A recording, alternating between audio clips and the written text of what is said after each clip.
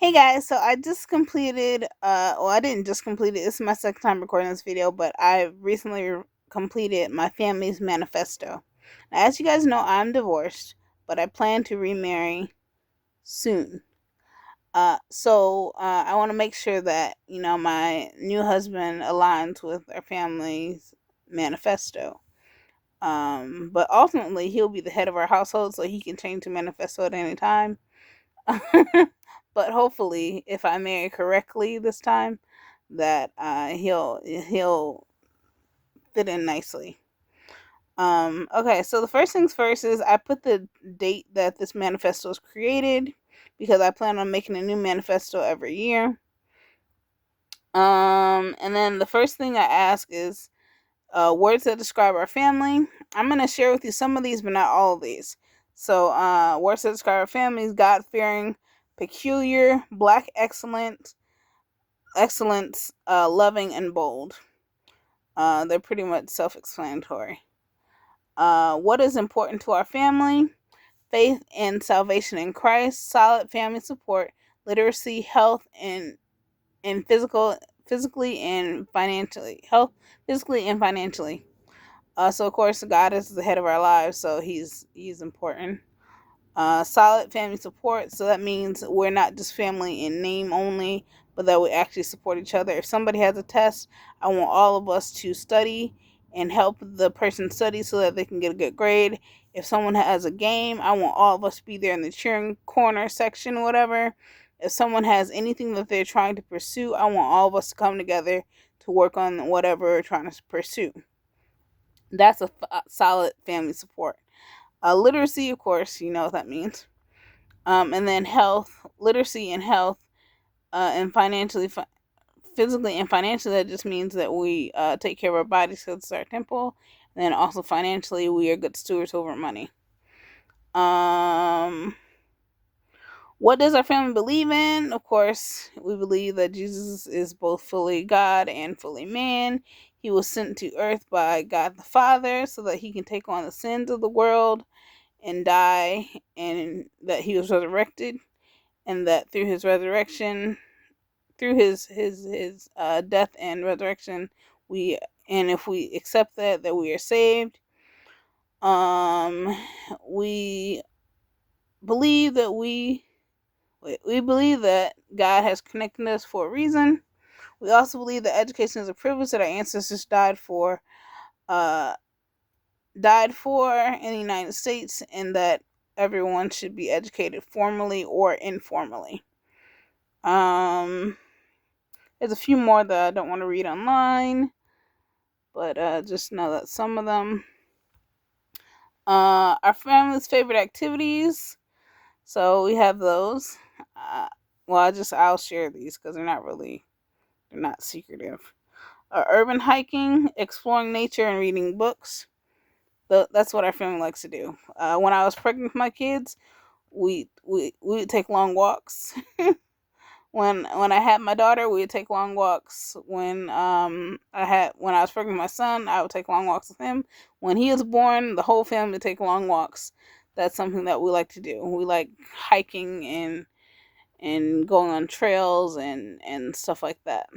I don't really like mountains though, and I don't like wild animals. So, anywho, fast forwarding. Um, how do we treat each other? You could just say one word for that one, but I have a whole sentence for that. How do we celebrate our family? How do we celebrate in our family? So that just tells some things that we do. Hold on, move this up a little bit.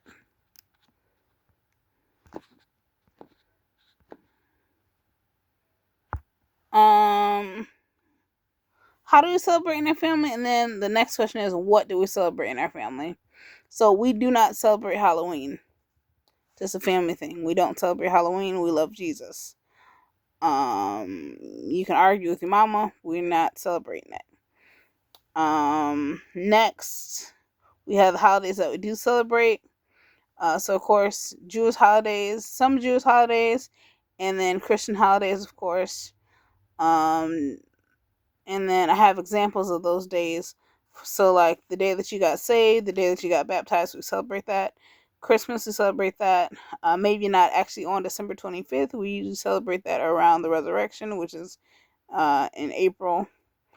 Good Friday, Resurrection Sunday, Pentecost Sunday.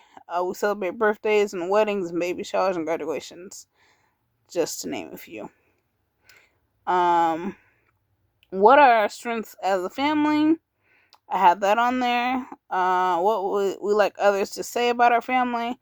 I have that on there as well. We have a family mission statement backed by scripture, because we are a Christian family. We have family expectations based on age. Okay, so this is very important. The first age is 4 through 12. I figure babies, they don't really pay attention to our pay attention to our manifesto. So when you turn 4, that's about when you know the difference between good and bad. So say love God, love people, be respectful, attend school or homeschool on weekdays. Do your best and ask for help as needed. Treat your body as a temple, because it is. Learn Igbo, Spanish, and Mandarin, because those are languages that my kids have been learning since they were born. So far, we're still on the greetings, numbers, and asking how you are, but we're getting better. It's 3 languages, so plus English. Start purity talks. Attend Sunday dinners. Teach how to pray, praise, and worship. Do not smoke, do not vape, do not drink. If any of these are violated, there will be consequences. And those are just for 4 through 12. And then at 13, that's when puberty usually hits for people. But even in the 4 to 12, we have sex talks, biblical sex talks, and we talk about your body being a temple. So hopefully there's no sex or sexual things going on before then. But I know I started my period when I was 11, so sex talk would have been great. Didn't have it, but I didn't have sex until I was a grown up. So whatever. Sex talk will be had around 12 or 11. Expectations as teens. Some of the ones for kids are the same as the teens. But then there's also a start a business when you're a teenager. You're required to graduate high school. You must start paying rent, $50 a month, just so they can get used to paying for something. So they don't just think their money is theirs to just spend. Also, they must tithe. And then create a move out fund. Not saying that they have to move out when they turn 18, but they need to have that fund started so that whenever they move out, they'll have enough money. They won't be scrambling trying to figure out what's going to happen. Create a courting vision board and more purity talks. So the purity talks start when they're kids, and then they keep having them throughout their lives. Create a courting vision board. So that's like, what do you want in a partner? What do you want in a mate? This isn't just about sex. This isn't just about having fun. This is about your God-ordained partner, mate, spouse. Who have you been praying for? And then so you have a vision board to kind of put that together. And this starts at age 13. Yes, 13. Having a vision board for your spouse and praying for them. Then we also start morning devotions, attend Sunday dinners. You may notice a theme here. The Sunday dinners is just because I want my kids to be close to their siblings and to me and to their father and everyone who's in the family unit.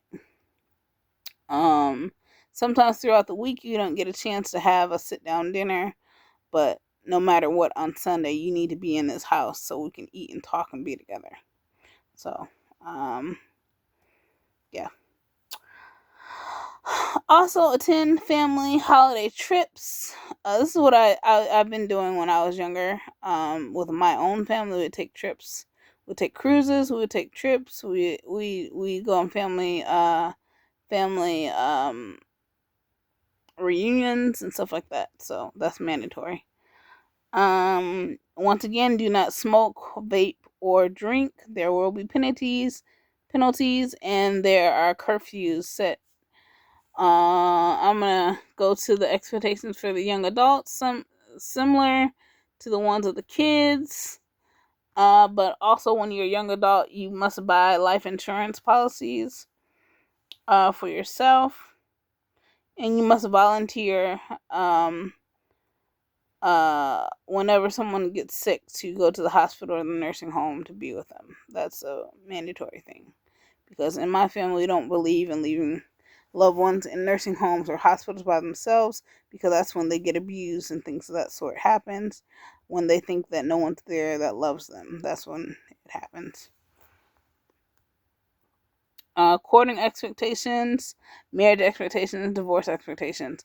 So the divorce expectations basically says there's no divorce. Once you're married, you're stuck. Because I got divorced, my parents got divorced. We're not going to keep this trend up in this manifesto. Whoever you choose is who you stick with. If you don't like them, just don't like them in the house. You got to stay together. You can act crazy if you want to, but you gotta sleep in the same room. You gotta stay married and just deal with it. Try to make it better. Go to counseling. Part of the marriage expectations is marriage devotionals with parents. So I hope that the next person that I marry, his parents are still alive, so that we can do devotionals with his parents because they're still married. But if they're not, the next option is to have mentor couples, the people that have been married 30 years or more. I usually do the year that the age that I am or more. So I'll be 34 in July. So 34 years or more of marriage. For a mentor couples requirements. And then we must do marriage counseling and have a sex therapist. Because there's nothing like having a God ordained spouse and the sex sucks. I, I never had a God ordained spouse. I kind of chose my own. But if everything else is right, if we serve God well together, if we get along and the sex sucks, I think that would make the marriage pretty sour. So that's why I recommend a sex therapist. And for my kids, I want them and their spouses to stay together and be happy and lovey and have a great sex life. And my grandkids and their kids and their kids and their kids and their kids and forever. So that's all that I have in my family manifesto. Let me know if you have anything that you want to add to your family manifesto, or if you have a family manifesto, what did you put in your family manifesto and how often do you update it? Let me know.